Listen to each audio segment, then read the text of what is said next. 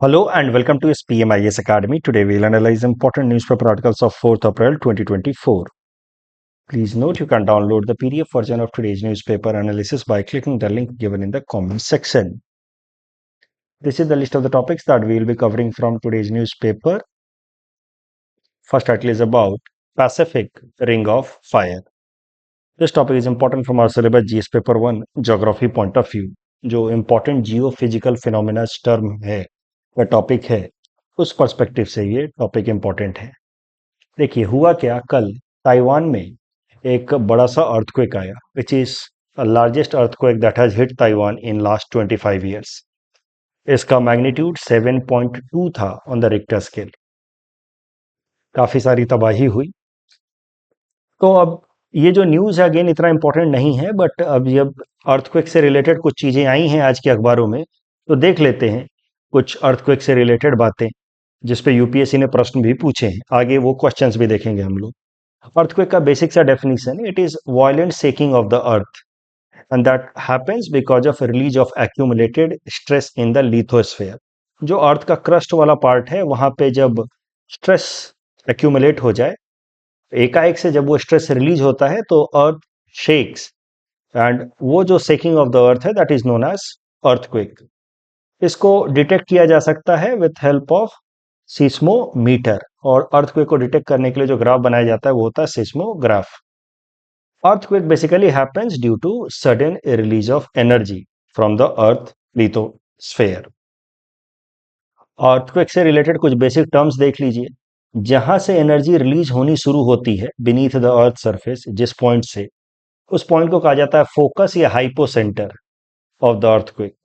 और उस पॉइंट से बिल्कुल एग्जैक्टली ऊपर, अर्थ सरफेस के ऊपर, जहां पे the closest point on the earth surface with respect to focus, उस पॉइंट को कहा जाता है ईपी सेंटर। तो मान लीजिए कि अर्थ क्रस्ट में यहां से एनर्जी रिलीज होनी शुरू हुई तो इस पॉइंट को कहा जाएगा फोकस या हाइपोसेंटर ऑफ द अर्थक्वेक, और इससे बिल्कुल एग्जैक्टली ऊपर the nearest point on the earth surface will be known as epicentre of the earthquake. और ईपी सेंटर पे सबसे ज्यादा अर्थक्वेक के कारण तबाही होती है, सबसे ज्यादा डैमेज ईपी सेंटर पे ही होता है। अर्थक्वेक के जो कारण हैं वो मेनली दो हैं। नेचुरल फैक्टर्स की हम बात कर रहे हैं जिस कारण से जो मैसिव स्केल वाला अर्थक्वेक आता है। प्लेट टेक्टोनिक्स, प्लेट टेक्टोनिक्स मतलब जो अर्थ क्रस्ट के जो प्लेट्स हैं, मेजर प्लेट्स या माइनर प्लेट्स, उनके बीच में इंटरैक्शन, या वोल्केनिक इरप्शंस के साथ साथ भी अर्थक्वेक आते हैं। और दूसरा फिर मैन मेड फैक्टर्स हैं जिन कारण से छोटे स्केल पे स्मॉल इंपैक्ट वाले अर्थक्वेक आते हैं, जैसे माइनिंग के कारण कभी कभार, या पेट्रोलियम एक्सट्रैक्शन, आर्टिफिशियल लेक का कोलैप्स होना, न्यूक्लियर टेस्ट के दौरान भी अर्थक्वेक्स आते हैं। But they are of smaller impact. Larger impact के जो अर्थक्वेक आते हैं they are because of the natural factors like plate tectonics and volcanism. तो ये नेचुरल फैक्टर्स को देखते हैं जो अर्थक्वेक के पीछे, बड़े अर्थक्वेक के पीछे कारण होते हैं। तो plate tectonics simply means interaction amongst the plate boundaries, interaction between the plates at the plate boundaries, इसको कहा जाता है प्लेट टेक्टोनिक्स। आपको बेसिक ज्योग्राफी में ये जरूर पढ़ाया गया होगा कि जो हमारा अर्थ क्रस्ट है that is made up of 7 to 8 major plates and about 20 minor plates, इस तरीके के प्लेट्स। और ये जो प्लेट्स हैं ये आपस में इंटरैक्ट करते हैं एट द प्लेट बाउंड्रीज। और ये जो इंटरैक्शन है वो मेनली तीन तरीके का होता है, कन्वर्जेंट, डाइवर्जेंट या ट्रांसफॉर्म। कन्वर्जेंट जहां पे दोनों प्लेट्स एक दूसरे के नजदीक आते हैं, डाइवर्जेंट जहां दोनों प्लेट्स एक दूसरे से दूर जाते हैं, एंड ट्रांसफॉर्म जहां पे दोनों प्लेट्स एक दूसरे के पैरेलली मूव करते हैं। ट्रांसफॉर्म प्लेट बाउंड्रीज रेयरली देखने को मिलते हैं। ज्यादातर जो प्लेट बाउंड्रीज होते हैं वो या तो कन्वर्जेंट नहीं तो डाइवर्जेंट होते हैं। और हर तरह के प्लेट टेक्टोनिक्स में या प्लेट्स के इंटरैक्शंस में, चाहे कन्वर्जेंट हो, डाइवर्जेंट हो या ट्रांसफॉर्म हो, वहां पे अर्थक्वेक रिलीज होने की या अर्थक्वेक होने के चांसेस रहते हैं, क्योंकि जब भी प्लेट इंटरैक्शन होगा तो थोड़ी एनर्जी रिलीज करेगी and that will lead to shaking of the earth. But जो सबसे मैसिव अर्थक्वेक्स आते हैं वो आते हैं because of convergent plate boundaries. Obviously बात भी है, जब दोनों प्लेट एक साथ एक दूसरे के नजदीक आने की कोशिश करेंगे तो they will force each other and that will lead to release of larger amount of energy. Divergent plate boundaries पे बेसिकली मिड ओशनिक रीजेस बनते हैं, और वहां पे थोड़ी थोड़ी वोल्केनिक इरप्शंस होते रहती है और उससे एसोसिएटेड थोड़े बहुत फिर अर्थक्वेक्स आते हैं, but large scale earthquakes are mostly seen along convergent plate boundaries. और जब कन्वर्जेंट प्लेट बाउंड्रीज बनते हैं तो जो हेवियर प्लेट होता है वो सबडक्ट करने लगता है, नीचे जाने लगता है। और जब वो नीचे जाता है तो नीचे वो hot mantle part of the earth से वो प्लेट मिक्स होता है, और इस कारण से वो प्लेट जो सॉलिड फॉर्म में था वो फास्ट तरीके से मेल्ट होता है। मेल्ट होता है तो एक्सपैंड होता है, एक्सपैंड होता है फास्ट सडन तरीके से, तो फिर it leads to outburst of lava. And that is why this convergence of plate boundaries leading to earthquake first of all because of direct convergence, but उसके बाद एक part of the crust which is heavier starts getting subducting, और वहां पे नीचे जाकर के वो जब वो फास्ट तरीके से मेल्ट होता है because of high temperature of the surrounding mental, तो वहां से फिर लावा इरप्ट होता है जिस कारण से वोल्केनोस बनते हैं, वोल्केनिक इरप्शन होता है। और जब वोल्केनिक इरप्शन होता है तो फिर ये अर्थक्वेक और ज्यादा हाई इंटेंसिटी का हो जाता है। प्लेट इंटरैक्शन हुआ तब भी अर्थक्वेक आया, जब प्लेट सबडक्ट होगा तो वोल्केनिक इरप्शन के कारण और ज्यादा हाई इंटेंस अर्थक्वेक आते हैं। तो नॉर्मली क्या देखा गया है कि जहां पे भी कन्वर्जेंट प्लेट बाउंड्रीज होते वहां पे वोल्केनिक इरप्शंस भी होते रहते हैं और वहां पे अर्थक्वेक भी आते रहते हैं। अब अगर पूरे दुनिया भर में 1963 से लेकर के 1998 तक के अर्थक्वेक्स को मैप किया जाए डॉट की मदद से, तो इस तरीके का कुछ मैप बनता है दुनिया के अलग अलग जगहों पे जहां पे अर्थक्वेक्स लगातार आते रहते हैं। तो इससे साफ क्लियर होता है कि जो प्लेट बाउंड्रीज हैं they are more prone to earthquakes. But जैसे ये वाला प्लेट बाउंड्री है, ये डाइवर्जेंट प्लेट बाउंड्री है, यहाँ पे मिड ओशनिक रीजेस बनते हैं अटलांटिक ओशन में, तो इस कारण से यहाँ पे अर्थक्वेक्स जो हैं वो कम आते हैं और कम स्केल के आते हैं, उनकी जो स्ट्रेंथ होती है वो कम होती है अटलांटिक ओशन में। जबकि यहाँ पे आप देखो ये वाला एरिया, इस एरिया को कहा जाता है ring of fire, Pacific ring of fire. यहाँ पे सबसे ज्यादा अर्थक्वेक आते हैं और हाइयर इंटेंसिटी के अर्थक्वेक आते हैं पैसिफिक रिंग ऑफ फायर। और इसी पैसिफिक रिंग ऑफ फायर में यहाँ पे मार्जिन में है ताइवान, जहां पे मौजूदा अर्थक्वेक आया है। इनफैक्ट दुनिया के 90% अर्थक्वेक इस पैसिफिक रिंग ऑफ फायर में आते हैं, और यहां पे दुनिया के 75% वोल्केनिक इरप्शंस होते हैं। So this Pacific ring of fire के ही आसपास में है, मार्जिन में है Taiwan, and that is why Taiwan is prone to earthquake. और वहां पे अभी कल हमने देखा कि मैसिव अर्थक्वेक आया है।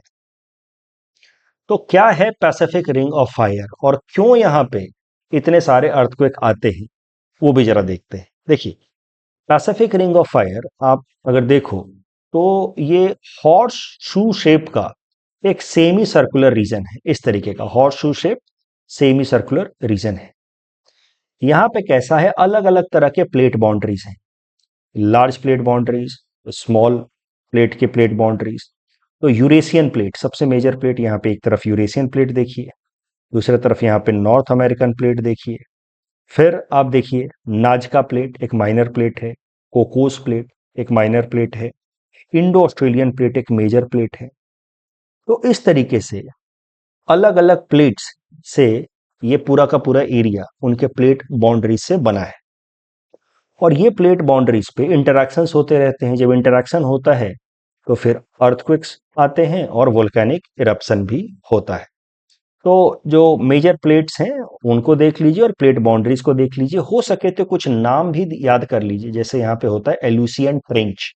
ट्रेंच कैसे बनता है कन्वर्जेंट प्लेट बाउंड्रीज पे, जब एक प्लेट सबडक्ट होता है, एक क्रस्ट का पार्ट सबडक्ट होता है, तो फिर यहाँ पे एक आप कह सकते हैं एक डीपर इलोंगेटेड डीपर रीजन बनता है अर्थ के ऊपर, जिसको हम लोग ट्रेंच कहते हैं, गड्ढा जिसको हिंदी में कहते हैं ना, डीपर इलोंगेटेड डिप्रेशन रीजन जिसको हम लोग ट्रेंच कहते हैं। तो ट्रेंच प्लेट बाउंड्रीज के ऊपर बनता है, Aleutian trench and all could be seen in this area.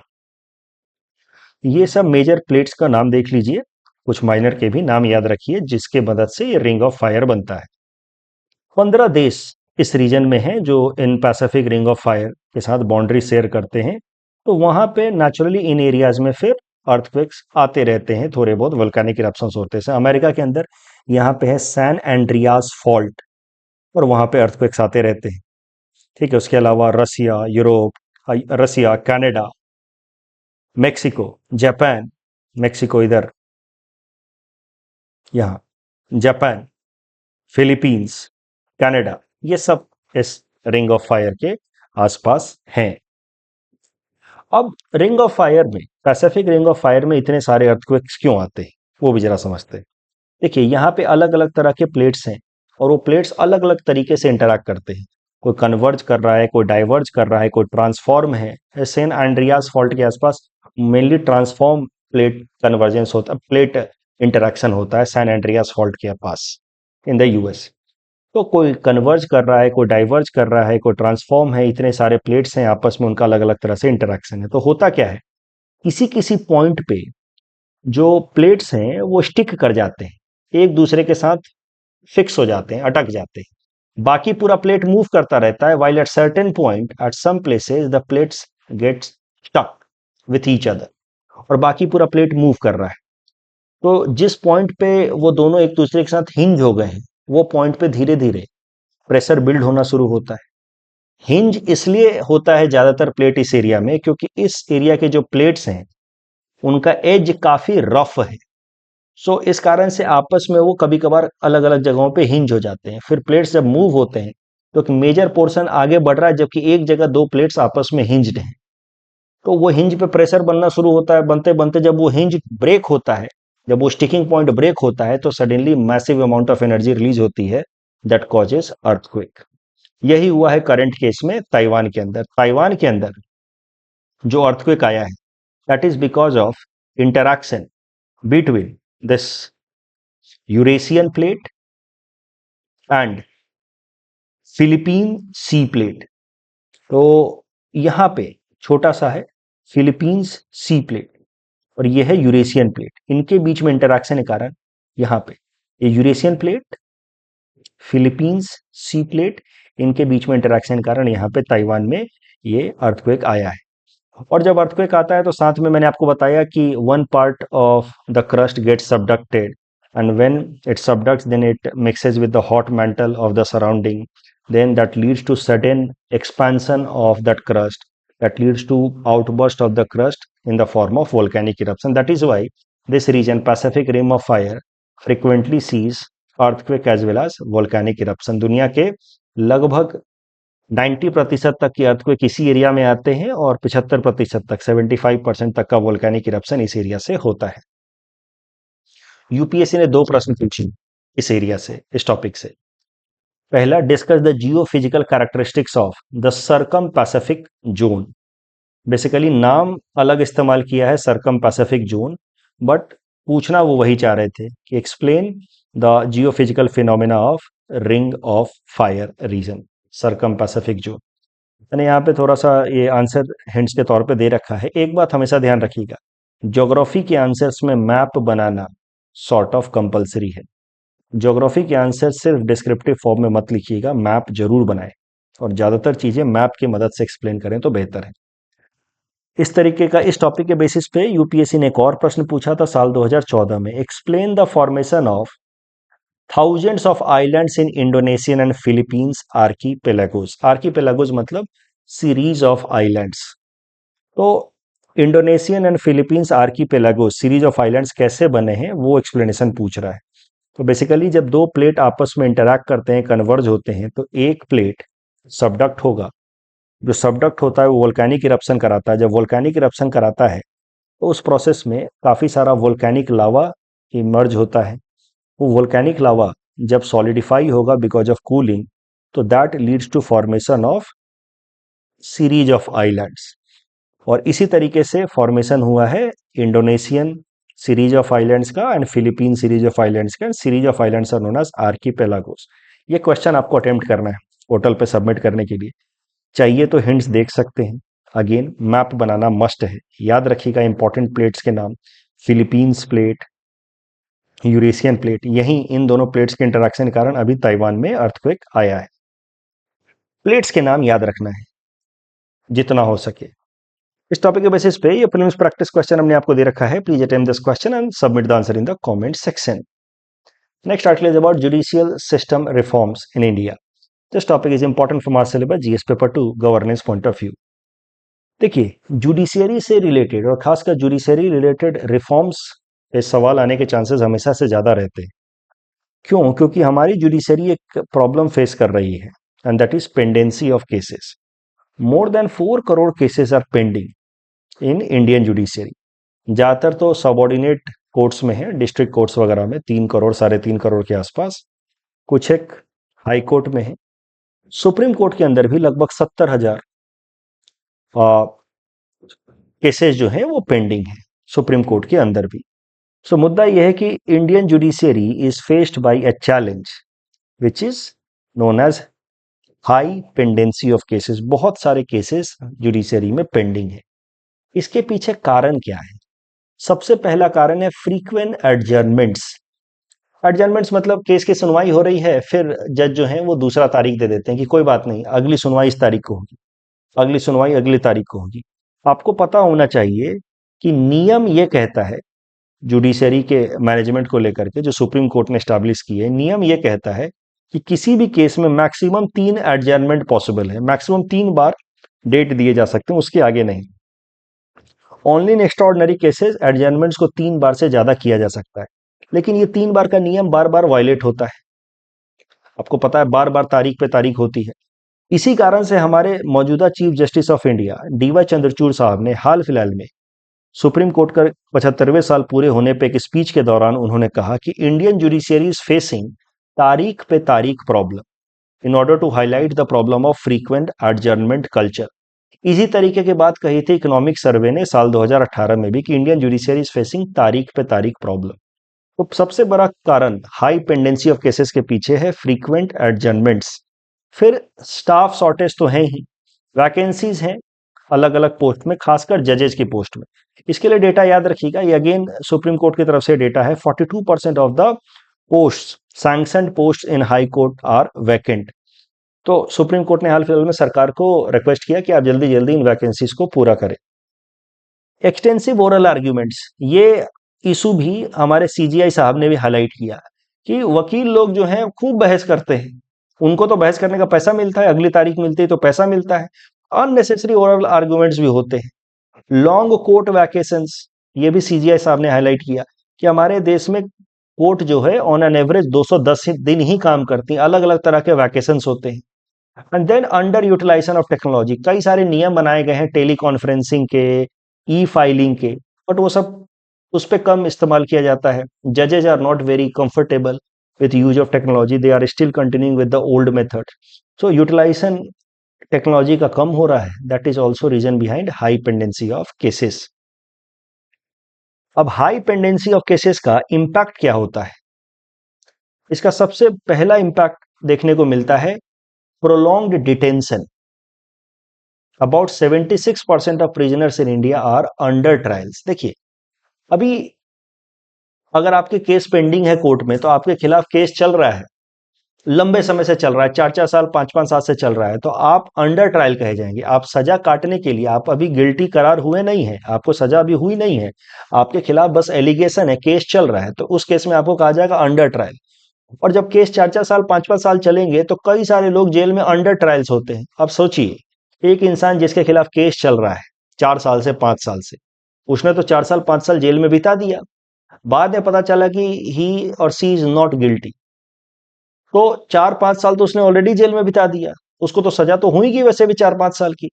76% prisoners in India are under trials and that is happening because of pendency of cases. Delay हो रहा है, पेंडेंसी हो रही है, जिस कारण से कई सारे अंडर ट्रायल्स हैं। तो इस कारण से जेल के अंदर भी कंडीशंस काफी खराब हैं, इनह्यूमन कंडीशंस हैं। इसी से रिलेटेड दूसरा पॉइंट भी आप लिख सकते हैं, जेल्स आर ओवर क्राउडेड। उसके अलावा इकोनॉमिक ग्रोथ हिंडर होता है। जब देखिए केसेस में जो रिजोल्यूशन है वो काफी पेंडेंसी रहती है उसमें, तो फॉरेन इन्वेस्टर्स इन्वेस्ट करना नहीं चाहते हमारे देश के अंदर। आपको मैंने पहले भी बताया कि हमारे देश में इंटरनेशनल ट्रिब्यूनल में हम लोग नहीं जाना चाहते, अगेंस्ट सम फॉरेन इन्वेस्टर्स। मैंने आपको बताया लास्ट वीक कि वर्ल्ड बैंक का जो 5वां ऑर्गेनाइजेशन है, international centre for settlement of investment related dispute, India is not member of that. So we want foreign investors to go to Indian courts if they have any dispute against government of India. And in Indian courts, there is high pendency of cases. So naturally, it acts as a deterrence for foreign investors to make investment in the country. कि यार ये भारत में जाएंगे, कुछ भी dispute हो गया तो इंडियन कोर्ट के चक्कर काटते रह जाएंगे 5-5 साल 10-10 साल के लिए. और तीसरा सबसे बड़ा प्रॉब्लम है हाई पेंडेंसी ऑफ केसेस के कारण पब्लिक ट्रस्ट का erosion. You have heard this cliché statement so many times but it is so apt. Justice delayed is justice denied. अभी किसी आपका इंसान को 5-5 साल 6-6 साल आप वेट करा रहे हैं फैसला सुनाने से पहले, तो it is like justice denied.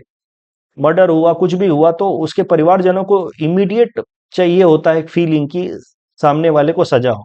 10 साल बाद सजा हो तो उसका कोई मतलब भी नहीं है. And law and order issues are also there. You see, जब कोर्ट्स के ऊपर लोगों का भरोसा कम होगा क्योंकि वहां पे बहुत सारा पेंडेंसी है, काफी डिलेड तरीके से जस्टिस मिलता है, तो people will start resorting to, and that happens also to in some cases, resorting to street justice. मारपीट करके फैसला कर लेंगे. They will resort to kangaroo courts like khap panchayat. Kangaroo courts क्या होते हैं? मॉक कोर्ट, फर्जी कोर्ट, नाम के कोर्ट, जहां पे पहले से ही लोग मिल करके जिसको सजा देना है सोच लेते हैं. मतलब कंगारू कोर्ट, सच में कंगारू नहीं बैठते वहां पे. Kangaroo court is a word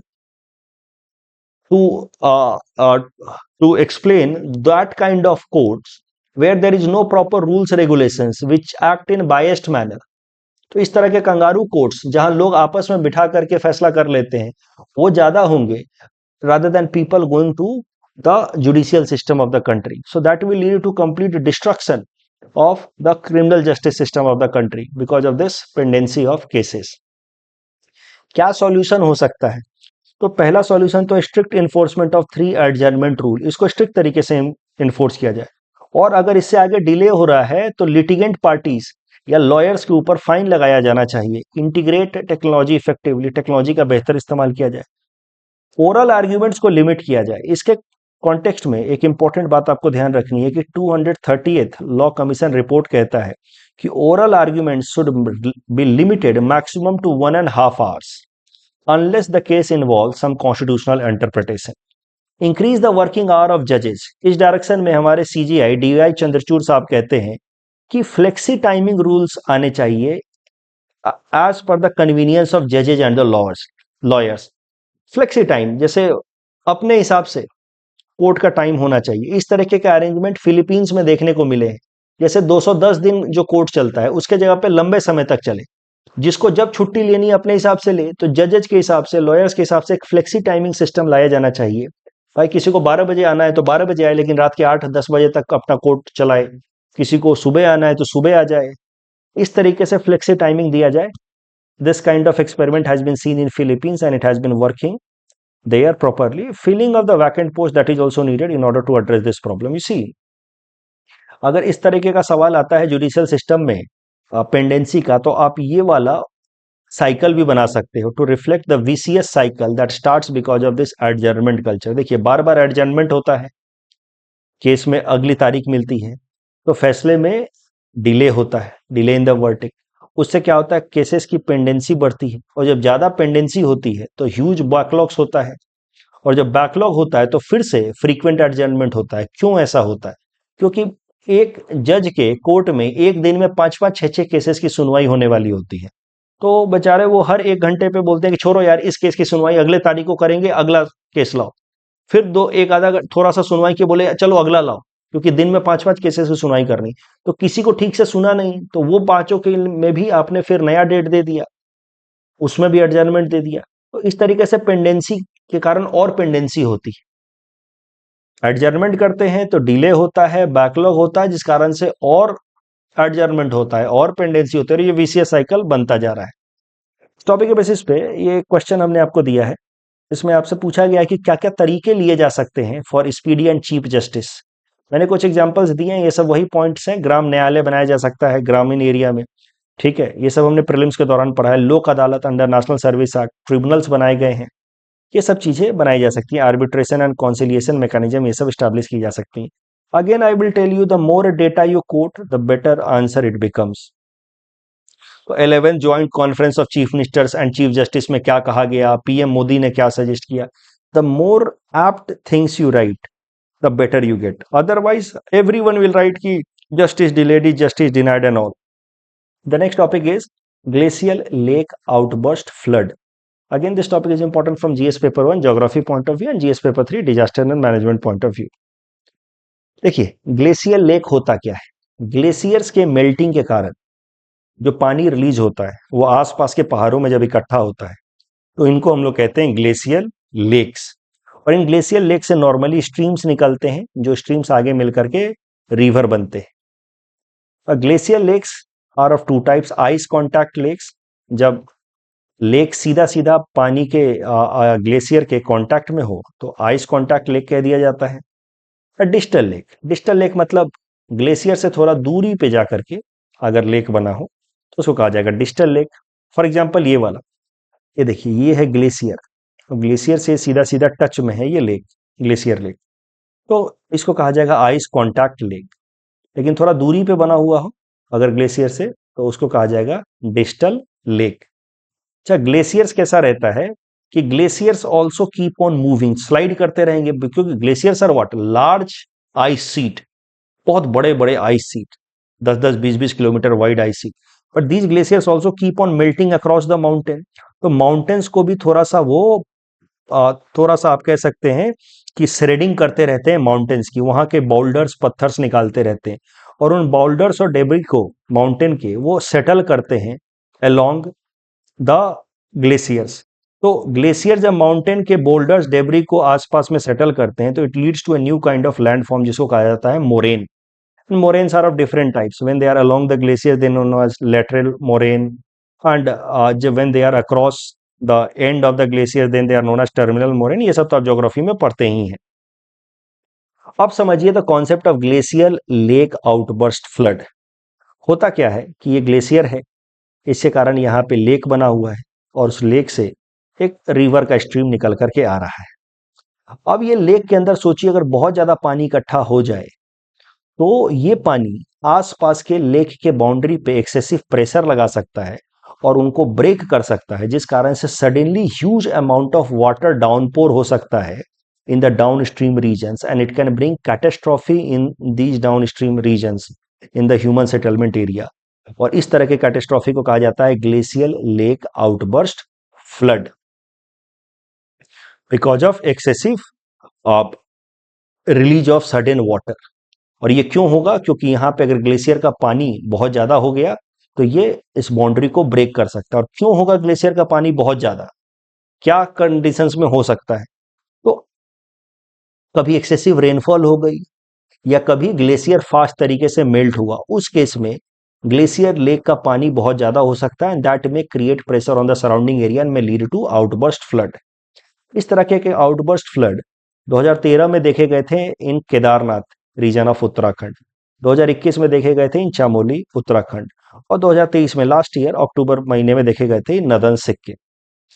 अभी कैसा है, ये न्यूज में क्यों आया है, क्योंकि नेशनल डिजास्टर मैनेजमेंट अथॉरिटी ने हाल फिलहाल में कहा है, एनडीएमए जो मिनिस्ट्री ऑफ होम अफेयर्स के अंतर्गत आती है, उसने 188 ग्लेशियर लेक्स को आइडेंटिफाई किया है in Himalayan states, Himalayan regions like Sikkim and then Arunachal Pradesh, Uttarakhand, Himachal Pradesh, जहां पे ग्लेशियर लेक आउटबर्स्ट फ्लड आ सकते हैं.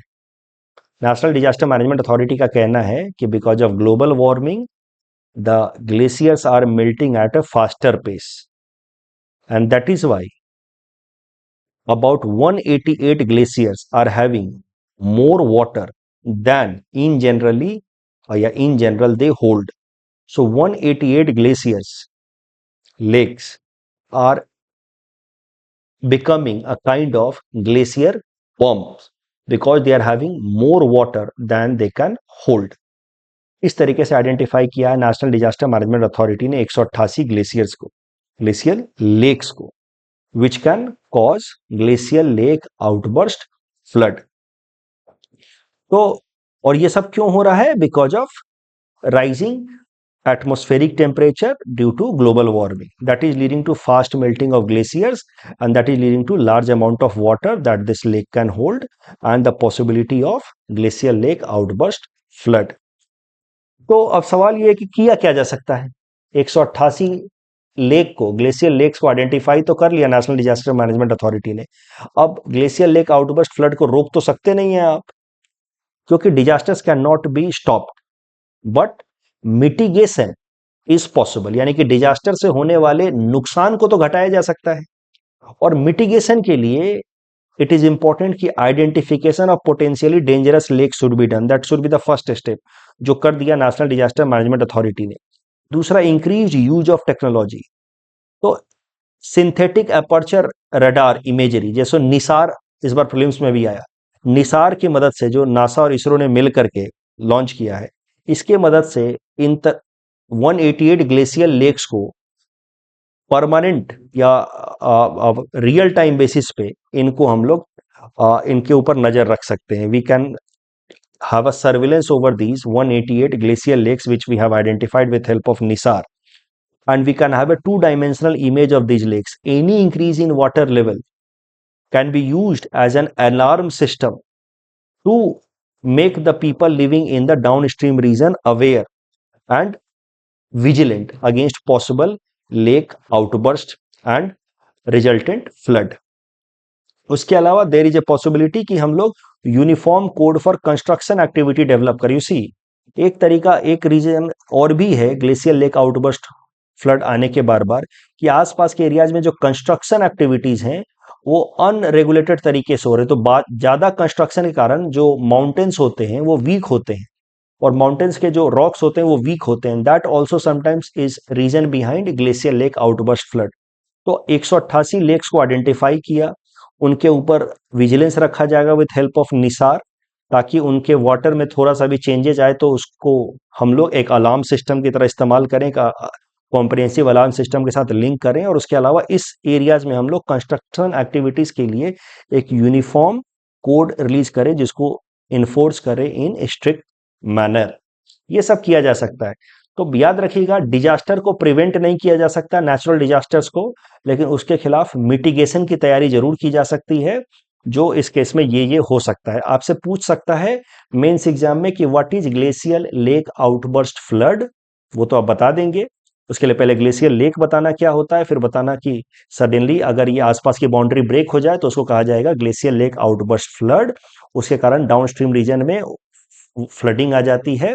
और क्यों glacial lake outburst floods are on the rise these days, उसके लिए global warming is the first reason, and second reason is unregulated construction activity.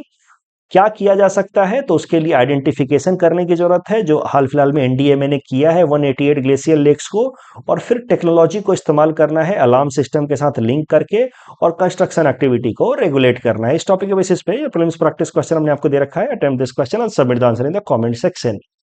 The next article is about Pratush telescope. ये science and tech में सीधा सीधा आ सकता है mains में, otherwise अगले साल प्रीलिम्स के लिए तो इंपॉर्टेंट है ही, तो वो भी तो देखते रहना है। You see, Pratush stands for probing reionization of the universe using signal from hydrogen.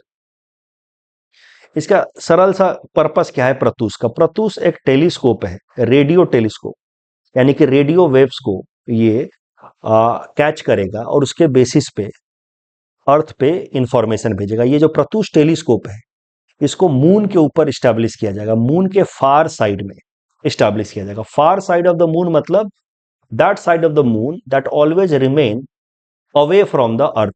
Moon के दो साइड होते हैं, एक साइड उसका हमेशा अर्थ के साइड में होता है, दूसरा अवे फ्रॉम द अर्थ होता है। तो this Pratush telescope will be put on the far side of the moon, जिसको डेवलप कर रहा है Raman research institute of India in collaboration with ISRO. और प्रतूष को मून के ऊपर रखा जाएगा, स्टैब्लिश किया जाएगा, along with several other telescopes that are being built by different countries of the world together। उसमें से भारत की तरफ से प्रतूष है, बाकी दुनिया के अलग अलग देशों से अलग अलग टेलीस्कोप्स आएंगे और वो सब मून के ऊपर रखा जाएगा।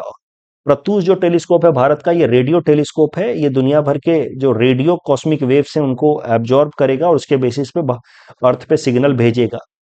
और ये सारे जो टेलीस्कोप्स लगाए जा रहे हैं जिसमें भारत की तरफ से प्रतूष है, these telescopes will help us to have a better understanding about origin of the universe, because they will study the first stars and galaxies and give us better information about origin of the universe. कल जो हमने आपको practice question दिया था कि AI क्या कर सकता है, लुक, एआई हर वक्त कोई जरूरी नहीं कि मीनिंगफुल गाने या स्टोरीज बना दे, और वायरलेस ट्रांसमिशन करना भी एआई के लिए पॉसिबल नहीं है। तो correct answer would be 1, 3 and 4। कच्चा टीवी से संबंधित पहला स्टेटमेंट तो सही है लेकिन दूसरा गलत है, लेकिन तीसरा स्टेटमेंट सही है, तो correct answer would be only 2। PM गति शक्ति से संबंधित पहला स्टेटमेंट सही है, तीसरा सही है, बट दूसरा गलत हो गया because of all. It is not all ministries but only 16 ministries. Correct answer would be 1 and 3. That's all from our side for today. Thanks for watching.